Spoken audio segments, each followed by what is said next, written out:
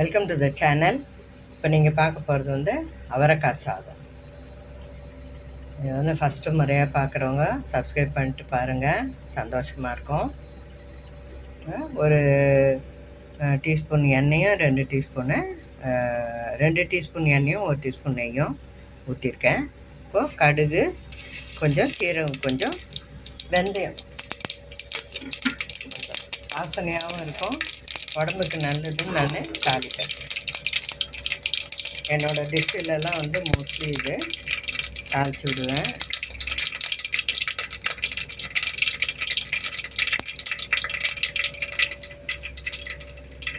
பொரிஞ்சிடுச்சு.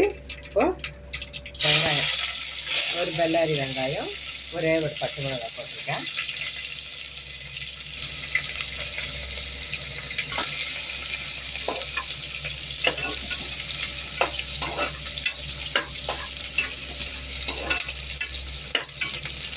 வெங்காயம் இந்த அளவுக்கு வதங்கினா போதும். இப்போ தக்காளி, 2 தக்காளி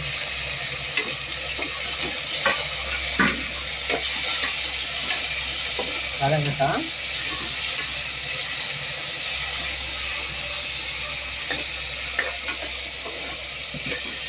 கொஞ்சம் இந்த மாதிரி பொடியாக நறுக்கிங்கன்னா சீக்கிரம் வதங்கிடும்.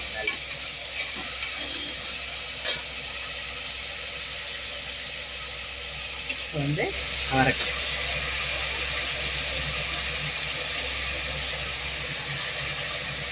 அவரைக்காய் போட்டு கொஞ்சம் வதக்கிக்கலாம்.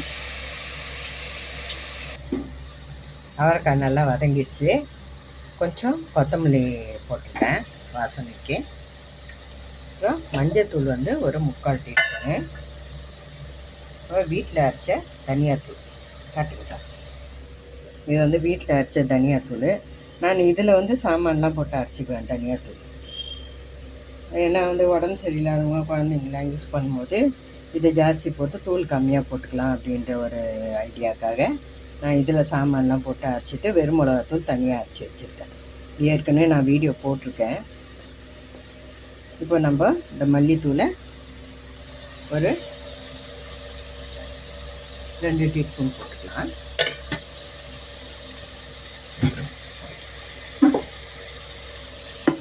இது வந்து வெறும் மிளகாய்.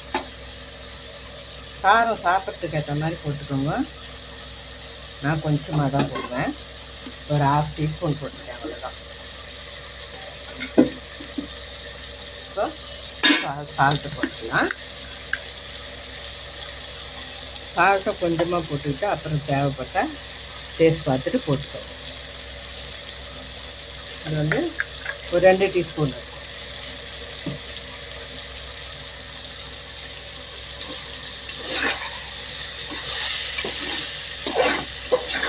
ஒரு 2 வதக்கிட்டு தண்ணி ஊற்றிக்கலாம்.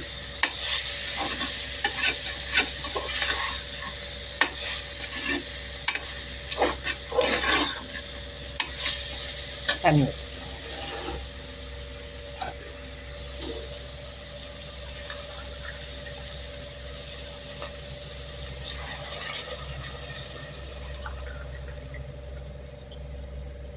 ஒன் 1:3 2 அழகு போட்டிருக்கேன். 6 ஊற்றணும். 4 இல்லை, 4 தானே பண்ணுவோம். 4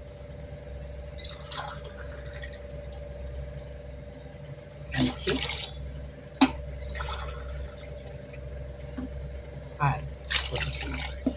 6 டம்ளரு.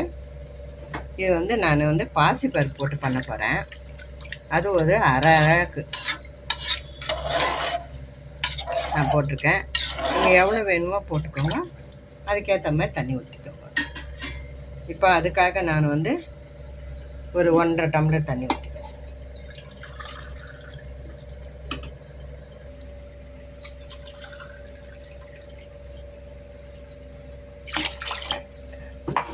இப்போ வந்து உப்பெல்லாம் சரி பண்ணிக்கலாம்.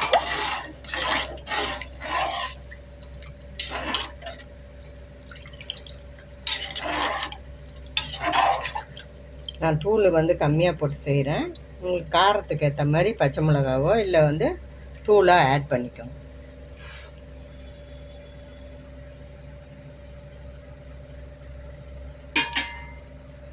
எல்லாம் சரியாக இருக்குது.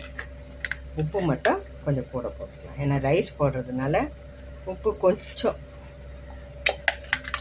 கூடுதலாக போட்டிங்கன்னா அது ரைஸ் போடும்போது கரெக்டாக வந்துடும். இப்போ வந்து நம்ம தட்டு மூடி தண்ணி நல்லா கொதித்து வந்ததும் அரிசியை போட்டுக்கலாம். இங்கே நான் அரிசியும் பருப்பும் ஊற வச்சுருக்கேன். 2 அழகு அரிசி, 1/2 அழகு பருப்பு. புளி வந்து இதுக்கு இந்த அளவுக்கு நான் வந்து இது வந்து நல்லா சுத்தமாக இருக்கும். அதே நல்லா டிசால்வ் ஆகிடும். நான் ஏற்கனவே வீடியோவில் சொல்லியிருக்கேன். நான் அப்படி உங்களுக்கு வேணும்னா நீங்கள் கரைச்சி ஊற்றிக்கோங்க. இந்த அளவுக்கு புளி தான். இதுனா ஒரு சின்ன நெல்லிக்காய் சைஸ் இருக்கும். போட்டுடுறேன். அவ்வளோதான். இப்போ நம்ம தட்டு போட்டு கொதி வந்ததும் அரிசி போட்டுக்கலாம். தண்ணி நல்லா கொதிச்சு வருது. இப்போ அடுப்பு சிம்மில் வச்சுட்டு போட்டுக்கோங்க. ஏன்னா கையில் தண்ணி படுறதுக்கு சான்ஸ் இருக்குது. அதனால் வந்து சிம்மில் வச்சுட்டு போட்டுக்கோங்க. இது ஆல்மோஸ்ட் பார்த்திங்கன்னா கோயம்புத்தூர் அரிசி பருப்பு சாதம் மாதிரி தான். இது நம்ம காய் போட்டிருக்கோம். அதில் பருப்பு வந்து நம்ம என்ன பருப்பு விரும்புகிறோமோ அது போட்டுக்கலாம். பாசி பருப்போ இல்லை துவரம் பருப்போ எல்லாம் போட்டுக்கலாம்.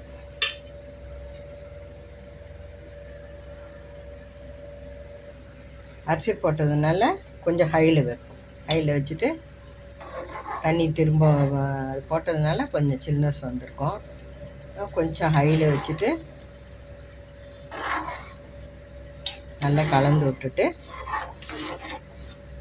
இது வந்து ஒரு 20 மினிட்ஸில் இந்த சாதம் ரெடி ஆகிடும். ரெடி ஆகிட்ட பிறகு உங்களுக்கு நான் காமிக்கிறேன். இப்போ கொதி வருது பாருங்கள். இப்போ திருப்பவும் மூடி நம்ம தம் போட்டலாம். நான் வந்து இந்த கல் வச்சிடுவேன். நான் தட்டை மூடிட்டு கல் வச்சுட்டு இப்போ நம்ம கொதி வந்து தான் அரிசி போட்டிருக்கோம். அதனால் சிம்மில் வச்சிட்டோம்னா 25 மினிட்ஸில் சாதம் வந்து சூப்பராக ரெடி ஆகிடும். காட்டுறேன்.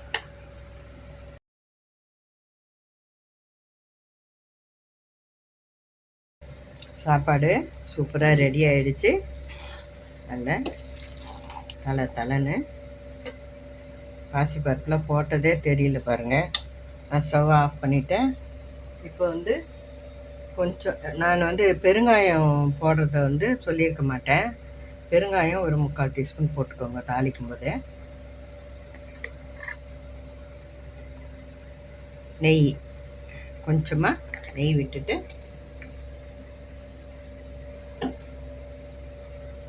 கொத்தமல்லி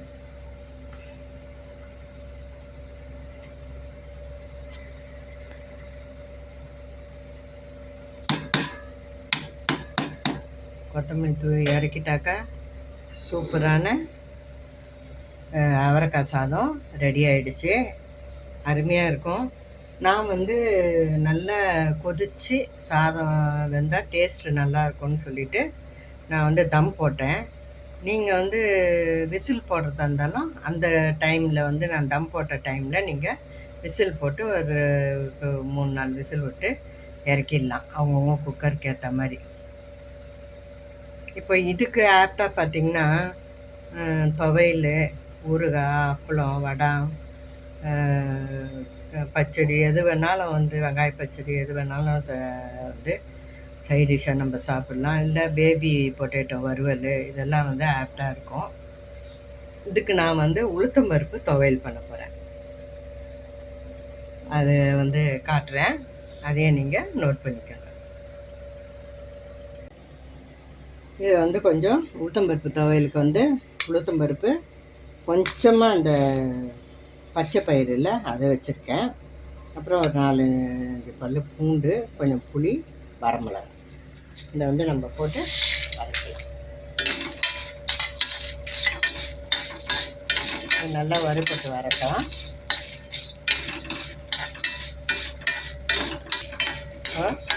நல்லா செவந்து வந்துடுச்சு பாருங்கள்.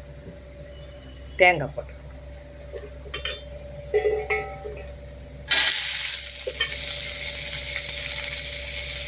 ஸ்டவ்வை சிம்மில் வச்சுக்கலாம். இது தேங்காய் வந்து ரொம்ப வறுபடணும்லாம் அவசியம் இல்லை, சும்மா லேசாக இது பண்ணால் போதும். இது கூடவே இந்த சூடோடு நம்ம ஸ்டவ்வை நான் ஆஃப் பண்ணிடுறேன். நல்லா சிவந்துடுச்சு. கொஞ்சம் பெருங்காயம்,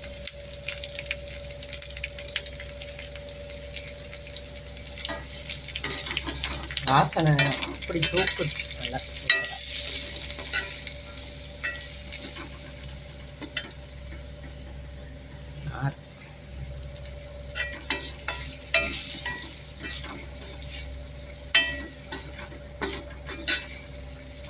அவ்வளோதான். இது ஆறின பிறகு அரைச்சிவிட வேண்டியது.